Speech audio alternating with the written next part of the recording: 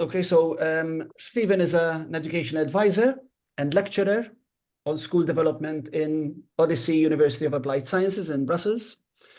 He works daily with teams of teachers and school leaders promoting lesson study as a vehicle for sustainable professional development and school improvement. As founder of Lesson Study Vlaanderen, Stephen has implemented lesson study in different educational contexts and in the process developed a lesson study course for facilitators. In 2023, Stephen published a book showing how lesson study can be a model of professional learning that drives school improvement. He acted as a co-host of several lesson study seminars and conferences, and he is also a council member of the World Association of Lesson Studies. With that short introduction, I leave the floor to you, Stephen, and we look forward to hearing your insights about leading lesson study. Okay. Can you give me some authority to share the screen?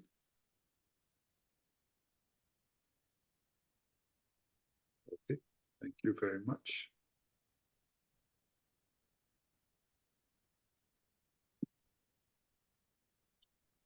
I hope this works all right. Yes, see my screen? Okay. Yes, yes. Okay. Good afternoon, all. Thank you for being here present. I'm also a former secondary teacher, and Claudette, a former basketball player. So that's cool to integrate that as well.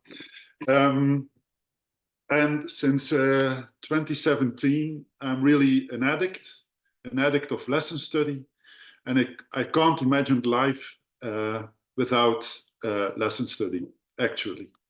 So I'm building my knowledge about lesson study through qualitative research, dialogue, and as Baz Luhrmann, a singer, a songwriter, says, meandering experience.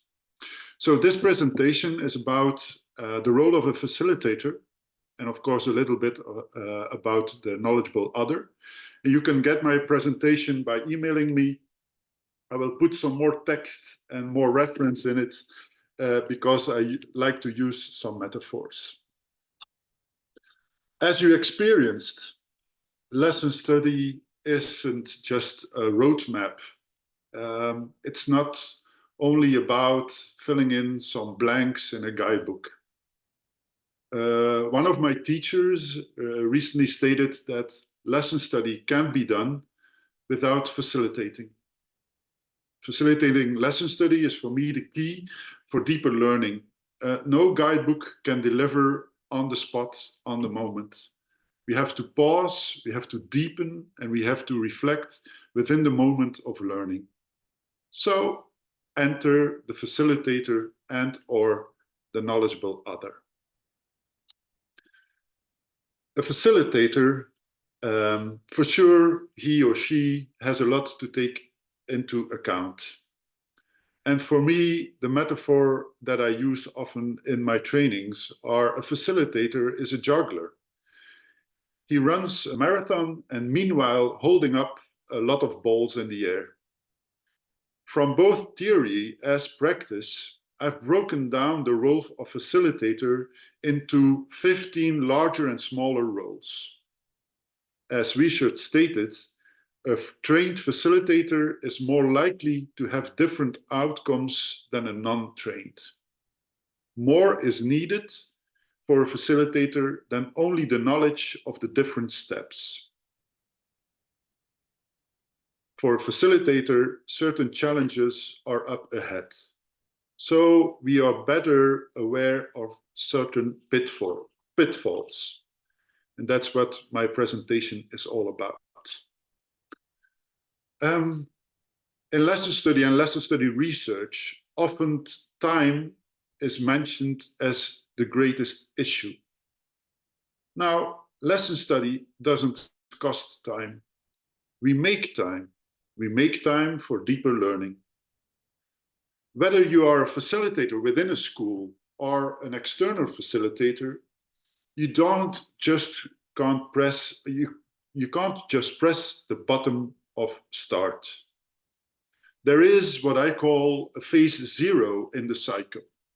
I see little attention in research about it, but in phase 0, you build trust, you provide safety, and you make some really good agreements. As a facilitator, you have to be aware that that dialogue is always needed, even if you have an experienced team with you around the table.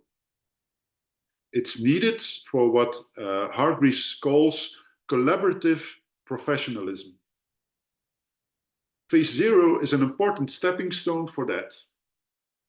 Even more, I think that when lesson study is conducted well, collaborative professionalism could be the outcome. So be aware of taking enough time to talk about the needs, to talk about the expectations, and to talk about the personal relationships. A facilitator leads lesson study, and a facilitator can mean a lot for the lesson study team. He or she really makes a difference. In the presentation, there was mentioned to be a strong enough guider, but be invisible enough. And this led me to the Dutch professor Wegeman, who talks about invisible leadership. Make sure that your colleagues are not too bothered with rules, with procedures, with writing reports or filling in forms. When that's the case, productivity and the quality of lesson study comes by itself. The teacher-learners must focus on the learning. A facilitator takes care of all the rest. In another presentation, 4 characteristics of facilitating have been mentioned. I add a 5th element or characteristic, and this is ownership. Ownership is key, and one of my teachers said last week, lesson study is different from all kinds of CPD. Lesson study is ours. It's our chosen team. It's our chosen research question. It's our lesson. It's our context. Therefore, it's absolutely necessary as a facilitator to talk with the knowledgeable other before the start of the cycle. If ownership is key, a facilitator and also the knowledgeable other must be aware of his and her role. When to give information, when to stimulate the team's thinking, asking yourself how much information is needed so the team can continue itself. We don't take over. It's their learning process. Another pitfall, a lot of colleagues are saying, is the research question. A lot of colleagues are struggling, colleagues, facilitators then, are struggling with it. Is that question good enough? Well, know that all teachers are researchers. They pose questions all the time, as Vicky Collett wrote in 2019. But in reality, they need some help.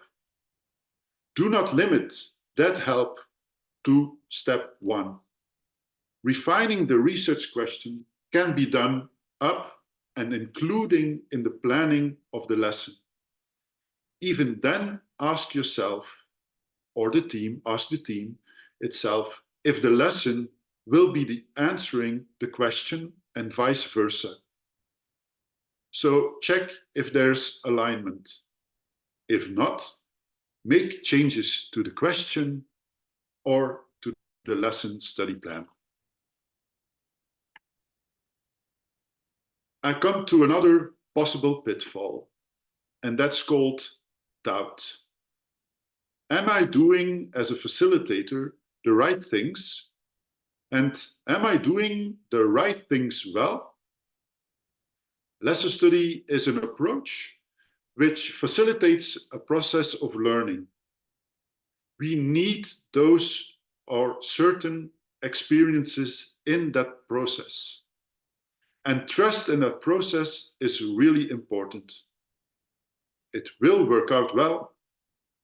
Within each phase or step in a phase, a facilitator should be clear about the outcomes, gives constructive feedback, and provokes reflection.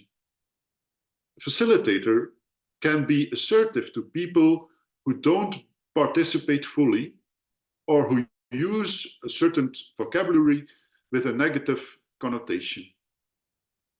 For me, a facilitator has to have a mindset and a behavior of equivalence. You are one of them. You're one of the lesson study team, and you go through the process together. As you heard, or maybe not, but lesson study differs worldwide. Tijmen Schipper doesn't call it a professionalization. He calls it an approach for professionalization. And what I really like is the idea to conduct cycles which include SLT for two reasons. First, leadership is very important to implement lesson study on a sustainable way. And secondly, we see that experiencing lesson study is a step up for embracing it and do it again. So the SLT could be leading by example. The SLT could be take part of a lesson study cycle as we know, and the presentations, the last 3 or 4 presentations are referring to that. Or the SLT could do their own cycle with an own example or an own research question in the school. Or the SLT can see lesson study as a research method as well and collect from different cycles who were conducted in the school to collect some data, interpret those, and to disseminate those insights with the whole team. Lesson study is for me a collective view on how we or the organization itself develops continuously. The better a facilitator can juggle, the more likely a deeper learning will take place. Collaborative professionals are motivated by default. Once they experienced the deep learning in lesson study, then they want more. But from time to time, if it's not working out like you want it to do, you can do like the mole in this little story. He advises cake. If for one thing I disagree from my broad experience, and I will make it very clear, you don't need cake, you need Belgian chocolates. Thank you very much for listening. If you have some kind of questions, please do. Thanks a lot, Stephen. I think you've managed to bring together the presentations and also your insights, your experience into this. And I really like the pitfalls that you focused on. I'm not sure whether there are any questions or comments. I think, yes, there's Randolph who would like to comment or put a question forward. Yes, can you hear me? Yes, Randolph. Yes. Hello, very interesting. You mentioned that the facilitator needs to make himself or herself as invisible as possible, and his or her role is to facilitate the process. Are there any practical ways how one can achieve that? Well, being invisible is really hard. Eh? What I mean about being invisible is you have to be aware, like I stated, that the process is in the hands of the team. And a facilitator for me, he knows really well or feels really well when you can pause that process and ask a question. When you hear the team is going a kind of direction who will let them further away from the answers, to take them back.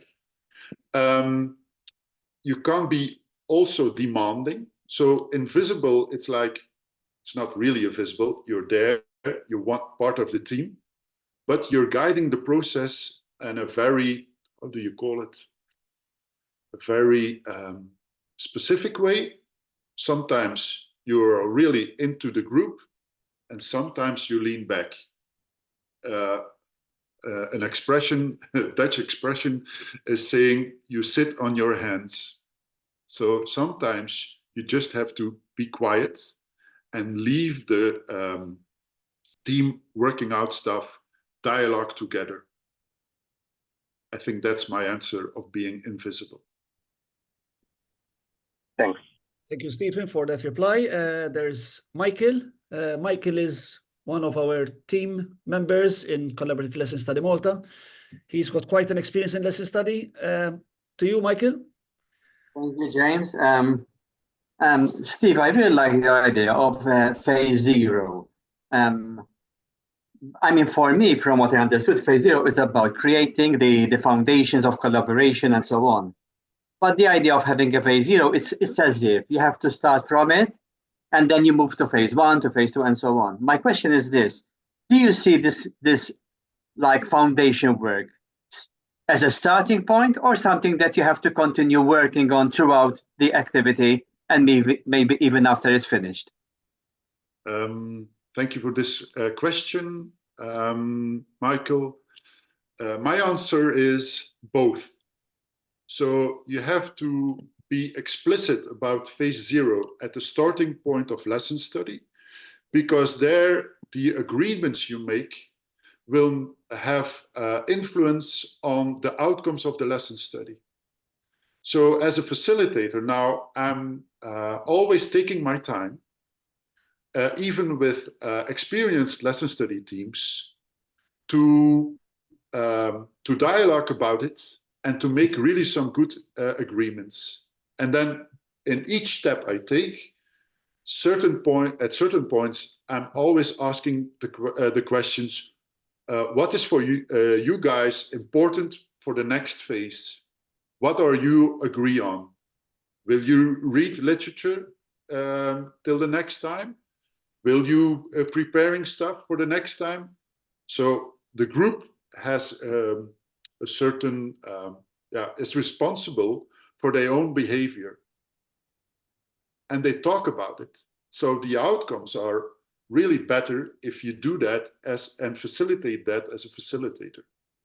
So my answer to you, Michael, is both. Be explicit at the beginning, and in certain points of the facilitating also.